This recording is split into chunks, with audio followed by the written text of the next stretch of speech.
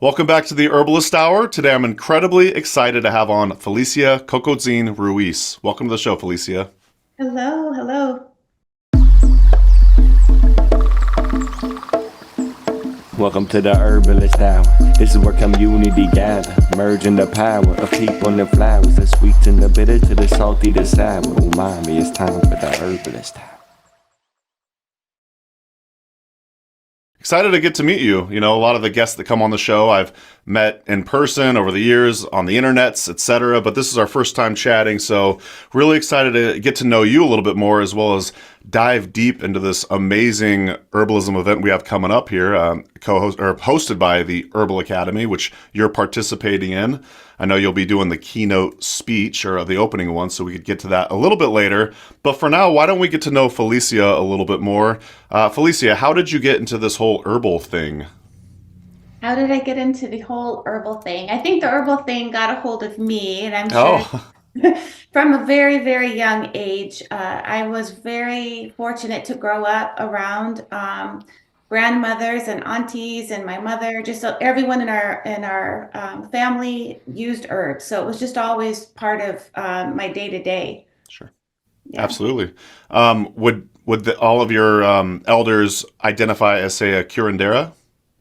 No, that's a title that I would say most people have to earn that title with experience, with oh gosh, with just like community. The community has to claim that for you. Sure. But I would share for sure that my grandmother was a very well-known curandera in Old Town Albuquerque.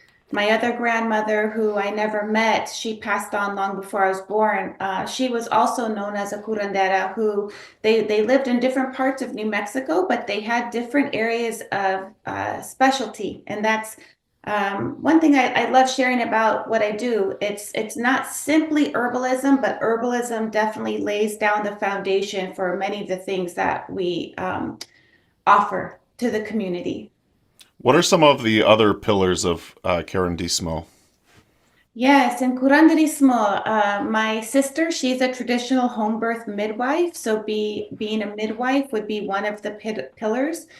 Um, I would say not so much now, but definitely generations ago, we called them almost like a bone setter. So someone that might be looked at now as a chiropractor.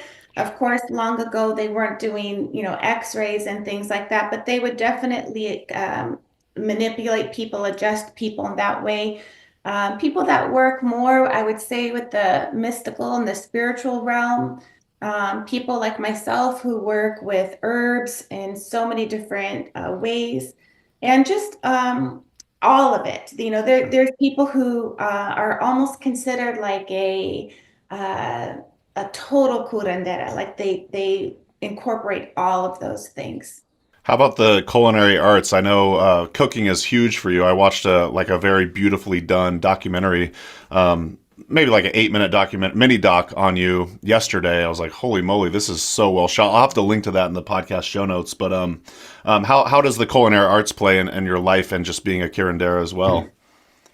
Yeah, great question. So, my business name is actually called Kitchen Curandera because I was always known to be in the kitchen. And so, when I earned my title in, I want to say it was 2018, my main maestra, my main teacher, Mm, she actually had to reach out to other curanderas within the Southwest to ask for permission if they could give me the title of someone who works in culinary because that wasn't one of the pillars. sure. And they all agreed that this was a great new door to open moving forward. So many of us, I think, at least my generation, grew up with a lot of processed foods. That's when everything really kind of came about in the 70s and the 80s. And so the culinary part, it's really taking food as medicine to like a completely different level. And Yeah. so I'm really grateful now that I'm an elder to help others on that path and reclaiming wellness and preventative health and everything through food. Absolutely. And as I was reading about you, I noticed that you were, I want to say the show is called Taste of a Nation with, is it Padma Lakshmi? Yes, Taste the Nation with Padma Lakshmi. It was 2020 was when that episode came out on Hulu. How did you get linked up with them? That's a completely different podcast because that I want to say I manifested that experience. Yeah. I'm very well known with my circle of friends that once I have an idea and I put it out there, it does come to fruition. As Love that. my book came about that way, the little mini documentary you saw That's cool. was with Macienda, and the Hulu series with Padma. That all of that came about with an image on a vision board. Okay, well, I'm going to put on my vision board, hanging out with Felicia in person in Phoenix somewhere and doing an in-person interview, just diving deep into that whole topic, because that sounds fascinating. And I really try to live my life that way too, really just, making these things happen by following our heart and everything. But I'd love to get your take on that. Sounds absolutely magical, but you're right. Like this episode, we're really going to dive deep into the Virtual Herbalism Conference. So why don't we dive into that a little bit? Well, first of all, I would love to hear about your role, because this is hosted by the Herbal Academy. I'd love to hear about your role at the Herbal Academy, along with how you originally became linked up with them in the first place. Yes, so last winter, about this time, they reached out to me a couple of years ago, I want to say, asking if I would be interested in creating some content for, I think it was the blog at the time. I had shared a thyme and honey, kind of like a onion infusion for cold season, on my own platform of Instagram, and that got a lot of hits, I guess. Sure. And so somehow, I don't know, maybe someone saw it over there. They asked if I would want to share that on their blog. And then from there, one day they just reached out and asked if I would actually want to collaborate more deeply with them. So now I'm a lead herbal educator with them as a folk herbalist. And I'd like to say that I bring a little bit of like the native wisdom, the culinary wisdom. I'm not a clinical herbalist, so my basket of knowledge is perhaps a little bit different. And plus, I'm here in the Southwest. Just a quick break from the show to thank our presenting sponsor, Oshala Farm. Oshala Farm is a beautiful and vibrant certified organic herb farm based in Southern Oregon, where they grow and sell over 80 different plant species. The founders, Elise and Jeff Higley, have been longtime friends, so I highly trust their growing methods and ethics. You'll love the potency and vibrancy of all the herbs they have to offer. To learn more and purchase their herbs and other organic goods, head to oshalafarm.com. So thanks once again to Oshala Farm for sponsoring the Herbalist Hour. Now back to the show. Enjoy. Why don't we teased a little bit about it. Why don't we get into the Virtual Herbalism Conference? Can you kind of give us like a brief overview of what this whole event's about, and then we'll kind of get into the nitty-gritty details about it? Sure. Well, it starts next month in February, and it's going to be 6 days. I personally am very excited because as somebody who has been to in-person herbal conferences, you always miss certain things that you Sure. couldn't attend because you're in one room, right? Yep. Or you're on the plant walk. So I love this because you'll be able to see, tune in and see everything. I love all of the teachers that are going to be sharing. There's some master classes. I have a few that I'm really looking forward to seeing myself. Let's see, what else do I want to share about it? The theme this year is connection. It's the first one. And I think being that it's virtual and so many people are from all over the world that are going to be attending, I feel like it's going to just bring that energy all together and allow us to come together in this great space. Yeah, I love that theme, and I'm excited to talk a little bit more about the community connection aspect of it. But from my understanding, you're doing the opening keynote. Is that correct? Do you know if there's a closing keynote as well? But before you answer that question, what is your opening keynote going to be about? Right. Honestly, that's a good question. I don't know if there's a closing. Okay. However, I will say for the opening, they asked me to do this keynote, and I'm using air quotes for listeners, but I don't see it as a keynote. I asked if I could call it more of like an opening ceremony. Love that. Yeah, just because with my own culture, my own tradition, it felt really, for me, a little bit stiff, like to have it as a keynote. So I asked if I could do a calling in of the four directions to open up. And that way, no matter where anyone is that is tuning in for the conference, I want to reach all of those four corners. So that's what I will be doing, opening ceremony for the conference. That's beautiful. And you brought up like attending in-person events, and it sounds like you've been to plenty of them at this point. And that's one of my favorite parts about herbalism conferences, getting the weekend started off right with a nice opening ceremony, as you put it. So that's really neat. I love that. It'll really help ground people and get into the mood to learn all about these amazing plants that we're going to learn about. So I think maybe I'll chime in a little bit. We were talking about pre-call about some of the speakers that will be there, and of course Felicia Cocotzin Ruiz will be there. Why don't I read off a few other of the speakers as I pull this up? Now the list is quite vast.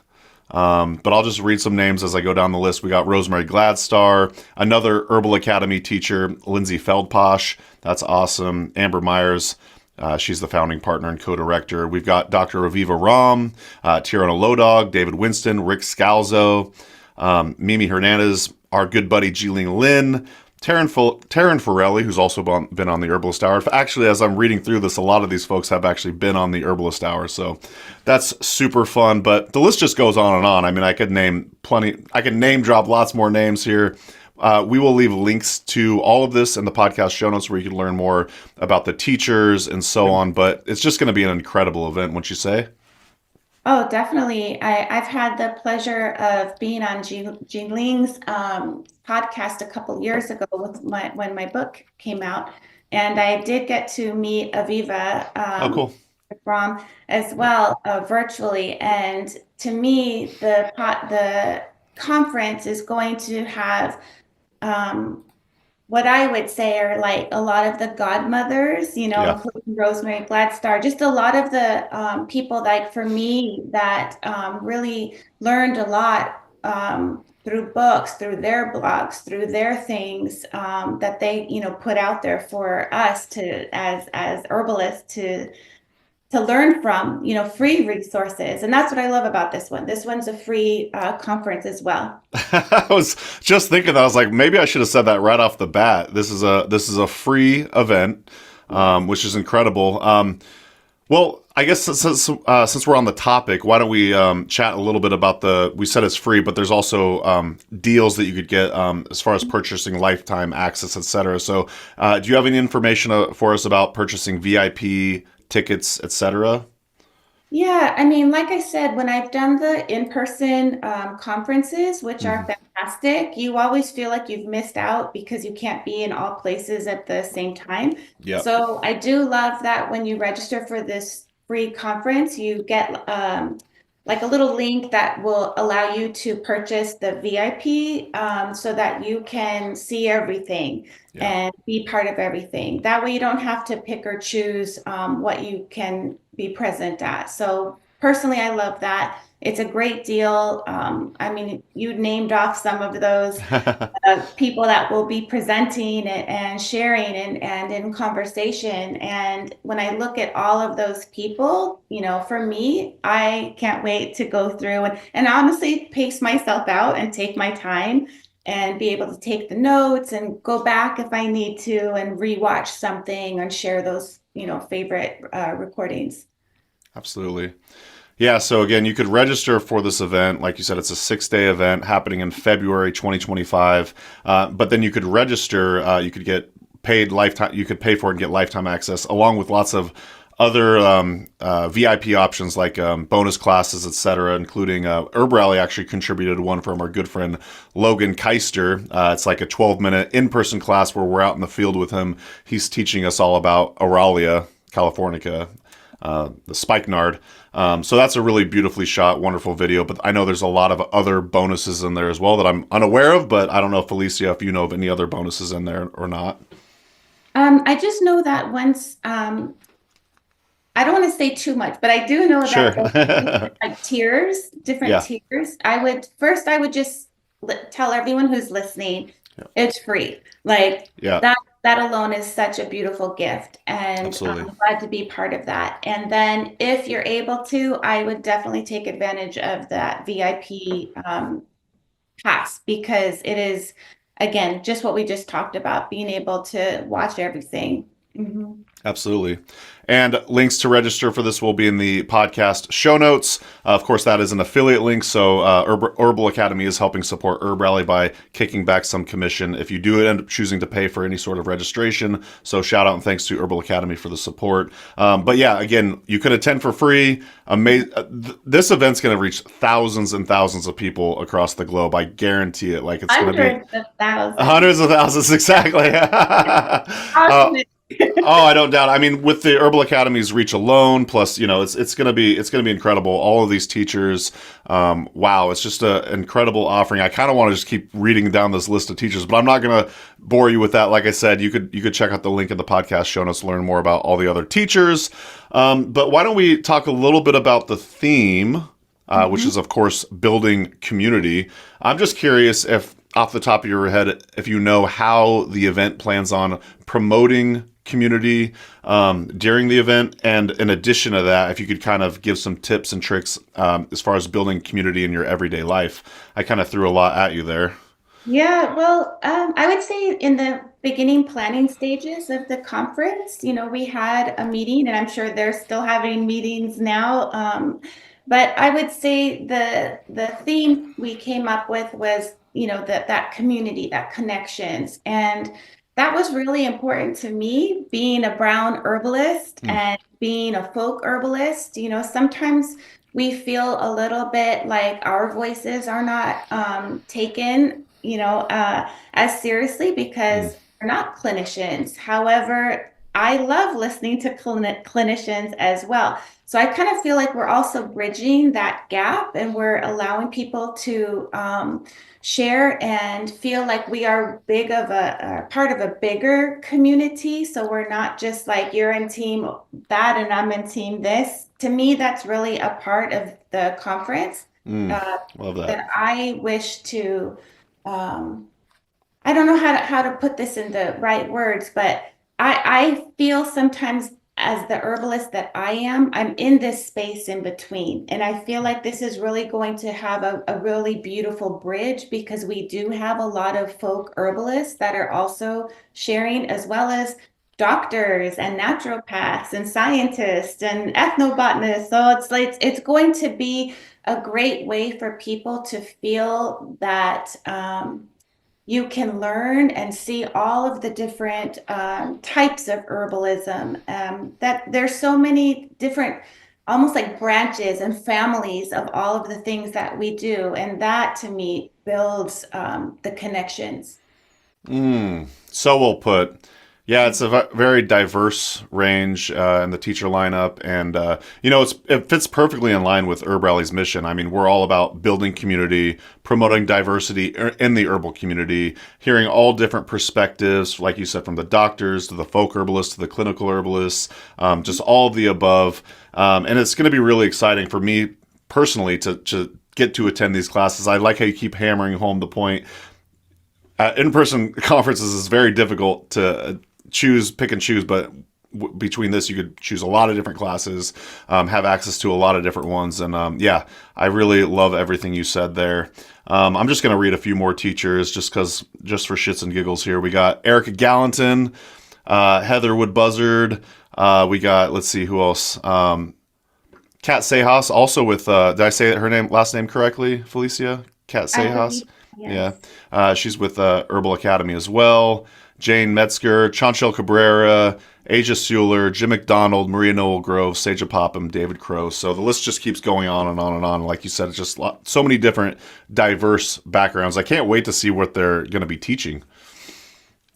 Yes, I think everybody, well, personally, a few that I'm really excited about, Adriana Ayales of Anima Mundi, Oh yeah, she's going to be sharing on, I believe it's called like dreamscapes, like the dream. cool. So I'm excited about that. As Vanetta, like I love talking and working about things all with the dream world. So Hmm. that's what I loved about when everyone was putting their heads together and we were trying to, brainstorm the different people that could be speaking for the and sharing at the conference. I love that all of these names got, thrown into the pod and Hmm. just and that's what I was saying earlier about the connections. I think sometimes, just like in normal life, people, like we tend to have our little core group of friends, and then you go somewhere else, you're in a different party, a dinner, or something, and you just meet a completely different group of people who might have different um, takes on something similar. And I Yeah, love that. And so that's what I'm hoping for people that are attending the conference. absolutely. Yeah, as I was watching that mini documentary about you, Felicia, I was like, dang, I want to be in your community. Look at that beautiful home and that beautiful food you were making. My goodness. Thank you. Seems like you got a great community going on there in the Phoenix area, right? I do. I mean, we're in a large city here. We have a huge native population, a huge Chicano population, and I just feel like there's a lot of extended family here, a lot of herbalists. Our desert Southwest is very different for Yeah. herbalists that are coming from like other parts of the country. They just look out at our desert sometimes and they're just like, what do you use from here? But I always tell them we actually have one of the most edible and medicinal landscapes in North America, the Sonoran Desert. Yeah, I think I read that in your bio. Something like 25% of the plants that grow out Yeah, there are edible and huge. medicinal. Yeah, That's yeah. super cool. Well, we could get back to the herbal conference towards the end of the episode, but since we're kind of on the food topic, and I've got Felicia here with me, I kind of want to ask you about because I know this is big in your teaching as far as eating ancestral foods. Mhm. I would just like to hear you expound upon the importance, in your opinion, of eating ancestral foods, and then perhaps encouraging some of the audience that's listening that might feel estranged, such as myself, from our ancestors. Do you have any tips on getting closer to our ancestors and then incorporating their diet into our livelihood, into our lifestyle?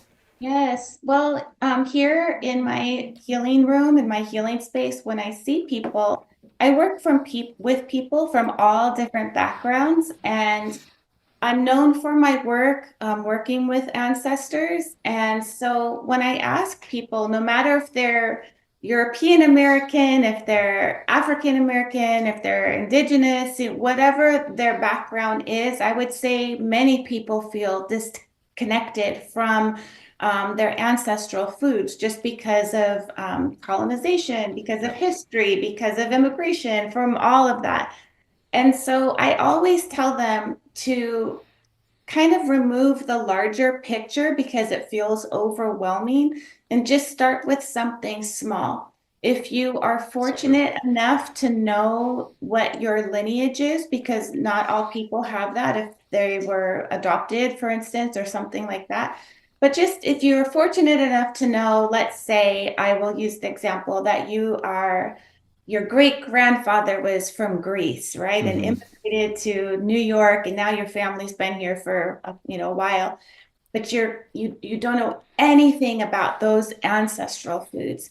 I always say just start with salt.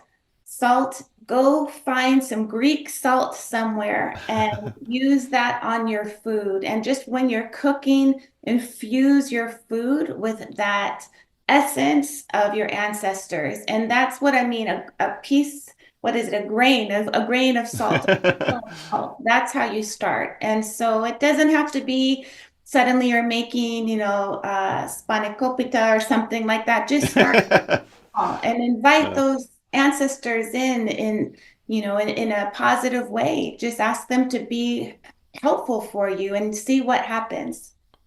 That is so wonderful. And, it seems like such an obvious thing to me now. I never thought about that, but why not start with the smallest possible aspect of your ancestral foodways? Like, I do that with every other habit that I'm trying to incorporate into my life. I start incredibly small and I build from there and I grow and I keep expanding and learning. And I just love the intentionality behind that. You start with just a grain of salt and just start.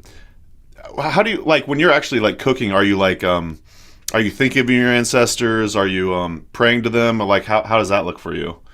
All the time. I have altars scattered throughout my home. And so I have like my ancestor altar. I have like a little mini kitchen altar. And, Mm, you're not a kitchen witch without some sort of like reverence to your ancestors in the kitchen. I And love that. yeah, so for me, it's like I'm always talking to my ancestors all of the time. Yeah. And some of the foods I'm very, very grateful and very privileged that certain foods have survived all of the, historical trauma that our family has endured. And yet, let's say certain blue corn, for instance, that is something that has just never gone away for our family, and it's precious. And so when I use it and cook with it, drink it, make tea with the silk, Mm, when I'm using the husks to wrap little herbal bundles, whatever I'm doing, like that, to me, it's ancestral work. yeah. And I don't look at the ingredients as, I guess, ingredients. To me, Mm, um, they're like little, I don't like, they're like pieces of my grandmother. that's cool. Yeah, Yeah. they're tied to stories. They're tied to, it's like I can't use certain foods without a memory for Mm, me. And that's why when people tell me, well, I don't have any of those memories, I don't have any of those foods to connect to, that's when I say start with the salt. Just invite it into your home in the smallest way possible. And usually that can be Greek oregano, if we're talking about oregano. It could just be like the littlest steps. It's like you're introducing I like to say the energy of your ancestors with your ingredients. Does curanderismo talk at all about, like, say, cooking with love? Like, that's kind of said a lot these days, and I think there really is something to that. I'm just kind of curious your perspective on that. Yeah, well, so much so that I wrote my first children's book all about that. So, That's awesome. Remind us the title, because I heard you say it um, yesterday on that video. yeah, it's called Nana Lupita and the That's right. Magic Lupita. I love it. It rhymes. So I would say there's always this understanding within curanderismo, which means the practice of working as a curandera or just working as a traditional healer, Yeah. that energy is everything. There's energy in the plants. There's energy. There's negative energy, good energy. Everything's about energy. And so it's about cooking that the most important thing you can put into the pot will always be your intention and always be Mm, your energy. And so that's why intention has always been so important to me, which is, I don't know. I can't speak for you, but I would think everybody has eaten something that just feels like the food is soulless or mm, like sure. depleted of vibrancy. And then you eat something that could be as simple as a chicken broth, and you're Yeah. like, wow, this is like the most potent medicine I've ever had before. Oh yeah. So cooking is one of my favorite things to do. I love learning about food. It just fascinates me to no end, and I've always been that way. And for whatever reason, as I've gotten older, I don't know if I'm cooking with as much love, more as about like making it almost like a chore to nourish our family. And Amanda has noticed this in me. Amanda's my wife, and I'll be cooking and I'll just be kind of rushing through, and she'll constantly remind me like, "Are you having fun? Take your time," and that kind of thing. And we had the good fortune to hang out with Rosemary Gladstar in her kitchen in Vermont, like I want to say in April. And just seeing her, the way she flows through the kitchen, like just as you would kind of picture it or imagine it, and she's singing and cracking jokes and stuff like that. And now Amanda's always saying, Mason, you need to like channel Rosemary when you're in the kitchen. And yeah, and we were actually, you'll like this. Amanda was making, she made tortillas last night with is it masa harina? Yeah, and so we were making tacos last night, and I was over there like doing my thing, and she's like, "Slow down," and it was just like, I guarantee the food was just that much more nourishing for us. I agree, and that's actually something that I shared, I think on another podcast actually about how we, as our society, our generation, we're in this like age of everything's got to be so fast and right now Yeah.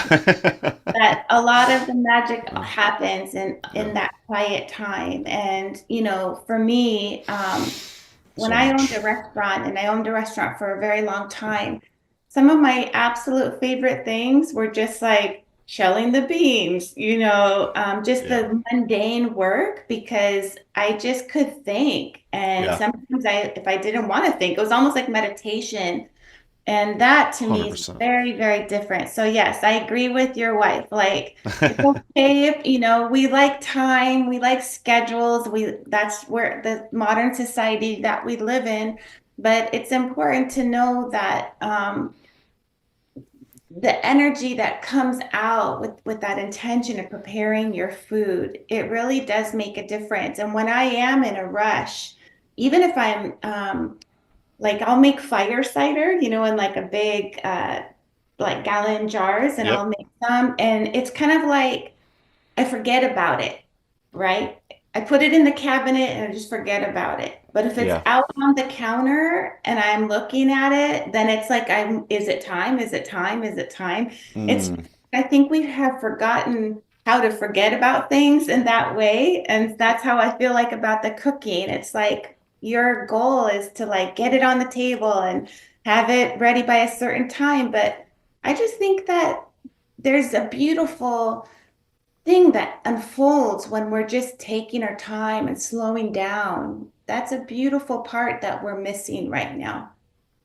Oh, such a good reminder. And, you know, going back to last night, I remember I started bringing, so Amanda's also co-owner of Herb Rally. So naturally it's easy to bring up work stuff, and I've been better about that. But while we're making these tacos, I started talking about work stuff.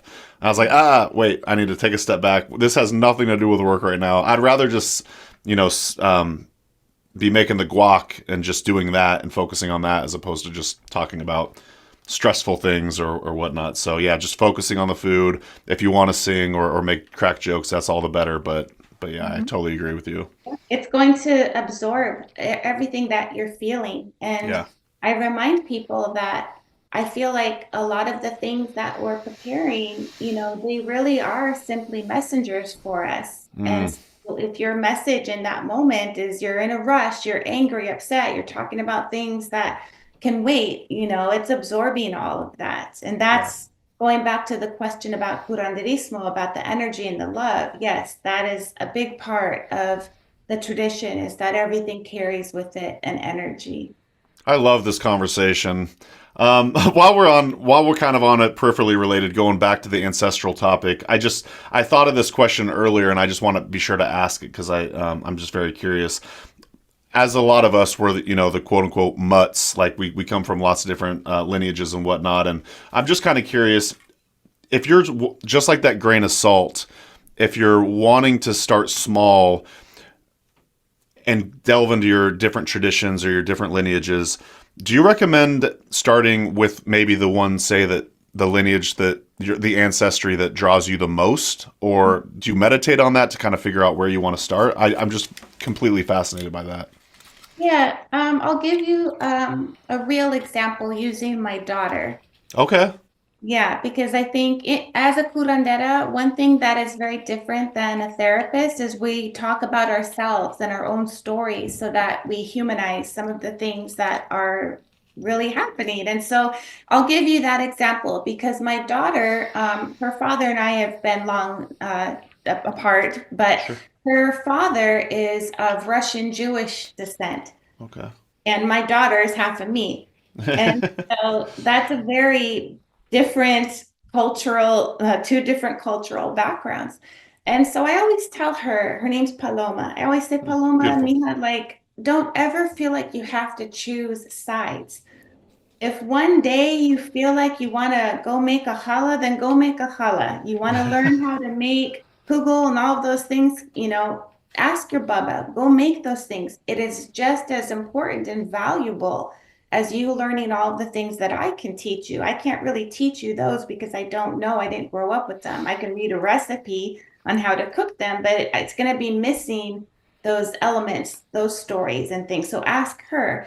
And now that she's 24, I love that she'll come to me on her own and say, Mama, I'm craving corn tortillas. I'm craving this. Like, show me this. Tell me how to make this. And I will. And then sometimes she'll shoot me a picture and she'll say, oh, look what I made with Bubba. And she's just as proud. I never wanted her to take sides. And so what I'm sharing with you, and because you use this word, not me, but saying a mutt, is to Yes.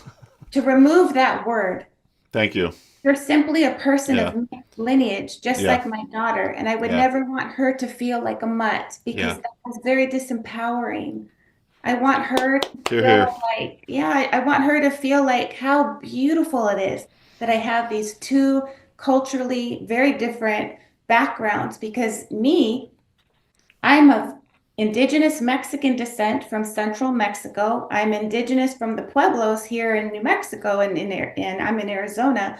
And I also carry West African blood because Yeah. of colonization. Yep. I think that's actually quite beautiful because 100%. it opens the door for more learning and story and connection. Mm-hmm. What a beautiful example. And it is so bizarre how mutt has just kind of become everyday language when we're describing our lineage. It almost has like this negative connotation to it. But yeah, why don't we really own the different ancestry that we come from and be proud of it? And yeah, I absolutely love that. And that was a great jumping off point for me. So thank you for sharing about your daughter. Is she getting really into the culinary arts as well?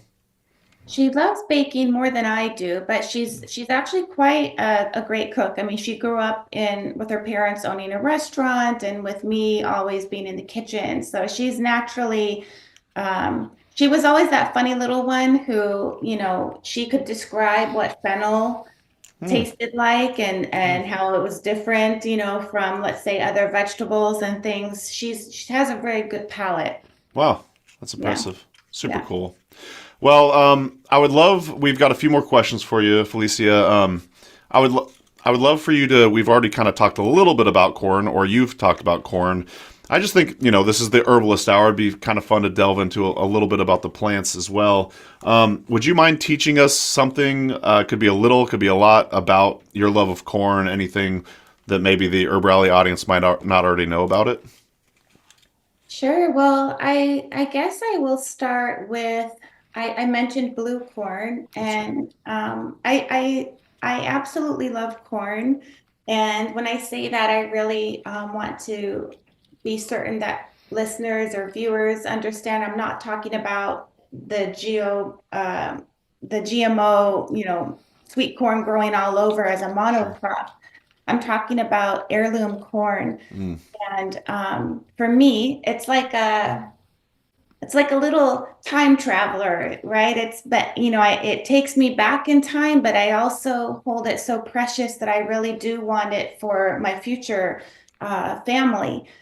It's something that has just been a staple for many people of Mesoamerican descent, people that are here in the Pueblos of New Mexico and Arizona.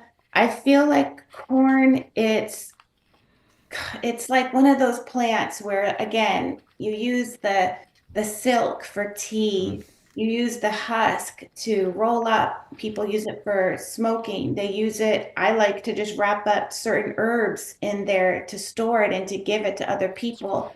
I use the corn for drinking, I use the corn for making tamales and for making pozole, there's like so many different ways that we use it, and it's very much I would say a grandmother plant or like a mother plant. It has a lot of feminine, I would say, energy because we also use it a lot during pregnancy, postpartum times, a lot of healing. It's just one of those plants that I think people that only know kind of like corn on the cob and like sweet corn, they don't put all of that together when they see that. Where for me, having been able to, let's say, go up to Hopi or go up to some of the Pueblos here or grow it myself here Yeah, and I was going to ask you. see the reverence for the corn, it is truly, it is an ancestor. Yeah, it So is. are you growing it? No, right No. now I'm living in a condo and Gotcha. I don't, but unfortunately, a few years ago, our native health center here, we had a huge community garden and we had massive rows of beautiful Hopi blue corn. And then during COVID, we had to close the garden down. So I'm Oh, just waiting for that to hopefully get revitalized or find a new plot. But that's usually where I grow the corn because it's really hard to grow certain corns here in the desert because we're so dry. You have to use certain varieties of corn. I bet that blue corn makes some really delicious tortillas too. Amazing. Yeah, Yeah. I could. It's like if I could be a perfume maker of some sort, I Mm, would love to make a perfume that smelled like corn that was being nixtamalized, going through that process. nixtamalize. That's the word of the day. I love it. Awesome. Well, thanks for sharing about your love of corn. Why don't you? We've already plugged one of your books. You could chat more about the children's book if you want, but I know you wrote another book as well. So we'll leave links to these as well in the podcast show notes and the YouTube description. But why don't you talk about some of your books? Thank you. Of course. Well, the first book came out almost 3.5 years ago. It's called Earth Medicines. I'm super proud of that book. I don't want to say I'm quite the first, but I think I may be the first Chicana to write a lifestyle book, and That's it cool. won 2 awards. It's Wow. focused on the 4 elements, and so each chapter, 4 chapters, it's all about air, earth, water, fire, and then it's broken down. So there's like herbs throughout, essential oils, clays, dirts, working with air and fire and all of it. So and it's working in some like abstract ways too. So the book is still going really strong, and I'm hoping that people will use it as a resource for those that are trying to like get back to, there's like this homesteading movement and just people wanting to reconnect. You were talking about feeling disconnected in some ways from your lineage. And so because a big part of my foundation is working with ancestors, there's that's sprinkled throughout the book on different ways, including the salt uh, suggestion. Sure. Yeah. Oh, that's in that book. Yes. That's so cool. Yeah. Awesome. About Um, Again, dear listener, please go check the book out. Click the link in the podcast show notes. Is there a place you'd like them to purchase the book? Yes, I tell people always do your best to put your dollars locally. So if you Yeah. have an independent bookstore, please go there. If they don't have my book, you can order it and they'll get it for you. But Barnes and Noble and of course, all of the bigger book places, but Sure. it's sold anywhere books are sold. Very Yeah, good. yeah. Wow. That's so cool. And it won 4 awards. No, two Oh, awards. 2 awards? Okay. Still, Two that's awards. crazy impressive. Yeah. Good So job. yeah, everybody always shares that the photography really is quite amazing. Yeah. I'm very, very fortunate that the publisher, I was able to pitch my friend who was a photographer of 15 years with me doing things. And so she got to follow me around for a year and a half when we would go to different locations and shoot. So the book takes you on a journey all throughout different parts of the Southwest and the West Coast with me. So cool. Wow, I got to check this out. Yeah. Cool. Yeah, there's just so many herbalists in our community. I love it. This is our first time chatting. I'll never be able to talk to all the herbalists, but this has been awesome. I'm serious too. I'd love to go down to Phoenix and kick it sometime and get to know you a little bit more. Before we wrap up and get out of here, Felicia, is there anything else you want to chat about as far as the conference goes, the 2025 Virtual Herbalism Conference? I'm hoping to see you there. I'm hoping to see people there. And I'm hoping, that we touch people's hearts, because to me, that's where the connection is. And so I don't know, this is the first one for Herbal Academy, and cool. I know it's not going to be the last one. I'm really excited. I'm excited for everyone that's participating. I'm excited for everyone that's joining us. And I'm excited that I'm going to be starting, the momentum for that with the opening ceremony. That's right. Opening ceremony to the very first Virtual Herbalism Conference, brought to you by the Herbal Academy. And again, this is really neat. I've been, partnering with Herbal Academy for years, and this is their first event of this sort. So this is very exciting. Once again, you could register for free for this incredible 6-day event with all of these amazing teachers. And again, apologies if I left you out of that list earlier. There's just so many, I couldn't possibly read them all. Click the link in the show notes. You'll get details on all the teachers, the schedule, etc. Well, this has been awesome, Felicia. Thank you so much for joining us. Do you have any closing thoughts before we wrap up and get out of here? My closing thought, I think, will be homework for everyone listening. Yeah, let's do it. Your homework is to go find a salt that is connected to your lineage in some way. There is salt all around the world because we need it. We're humans. We need salt. And so maybe this will give you the opportunity to think, wow, I never thought I could connect to my ancestors that way, and just go start with that little tiny bit of salt and see where it takes you. Beautiful. I'm going to do this as well, and I hope you do as well, dear listener. That was awesome. We got some homework for y'all today on the Herbalist Hour. Thanks once again, Felicia, for joining us, and we'll see y'all in the next episode. Take care, everybody. Bye, Mason. Bye-bye. Thanks so much for watching today's episode of the Herbalist Hour. If you enjoyed it, please give it a thumbs up. And if you want more great herbal content, be sure to subscribe to our Herbalist YouTube channel. If you enjoy these Herbalist Hour episodes and you'd like to join us live, you can do so by becoming an Herbalist Schoolhouse member. Learn more at herbalist.com/schoolhouse. And if you want to get your first 30 days for free, use coupon code YouTube30 at checkout. So our Herbalist Schoolhouse members get access to exclusive video classes, monographs, and a lot more herbal community discounts, along with joining these live Herbalist Hour interviews. So one more time, herbalist.com/schoolhouse, enter coupon code YouTube30 at checkout to get your first 30 days for free. All right, we'll see you in the next episode, and take care.